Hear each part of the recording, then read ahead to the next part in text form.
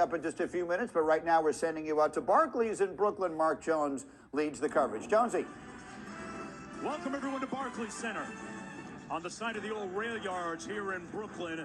And speaking of rail yards, the Nets hoping that their playoff train is on the right track on this, the last day of the NBA's regular season. Today taking on the Indiana Pacers here at Barclays.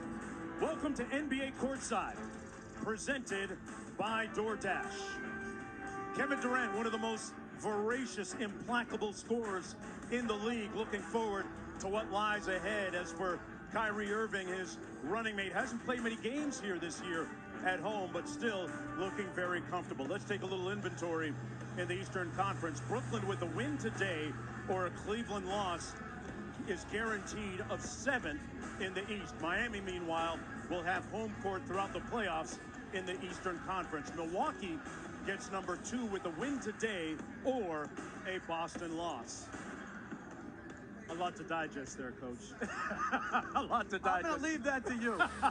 Mark Jones courtside along with former head coach Jeff Van Gundy. Thanks for coming aboard. Cassidy Hubbard for joining us in just a bit. Hey, Brooklyn has only had Kyrie Irving and Kevin Durant together for 16 games. What do you make of their prospects moving forward on this, the last day of the regular season?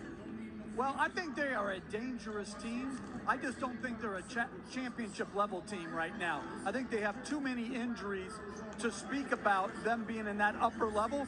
But if Simmons by happenstance comes back, that also changes their chances. Well, when you look at Kevin Durant and Kyrie Irving, those two have only played 16 games together as we check out today's greatest delivery, brought to you by DoorDash, but they're 10-6 in those games. Well, because they can go and get their shot at any time. Kyrie Irving, it's well documented, one of the great handles we've ever seen in the game, and a terrific shooter there. When he takes on the second defender, he can find people, and then Durant can elevate over anybody at any time.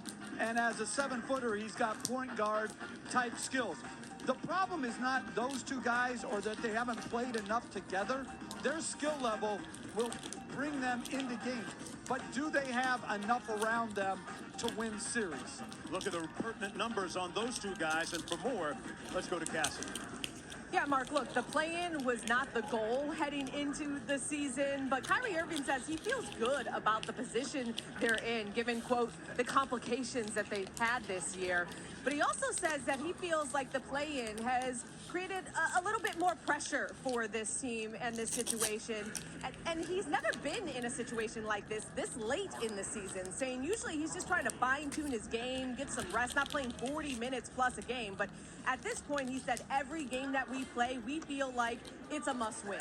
Kevin Durant right now says he's leaning on his experience, saying that we've all had lots of reps playing in the NBA, so we're using that to help us get through this time and accelerate some development as a team. And it's a team that has played with a league-leading 43 different starting lineups this season. As you said, Mark, only 16 games with their 2 stars in action together.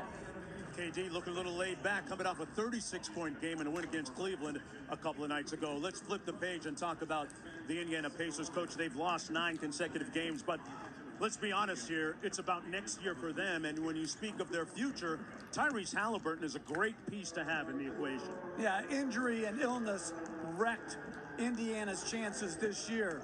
But going forward, they feel very comfortable building around Halliburton. His numbers since he came to Indiana, as you see, very efficient. And he also plays with a certain joy that is infectious. Halliburton and Hield coming over in that deal from Sacramento at the trade deadline, giving them a little bit of a boost. And speaking of boost, we'll have the opening tip-off and a boost from the studio gang on the other side of this break.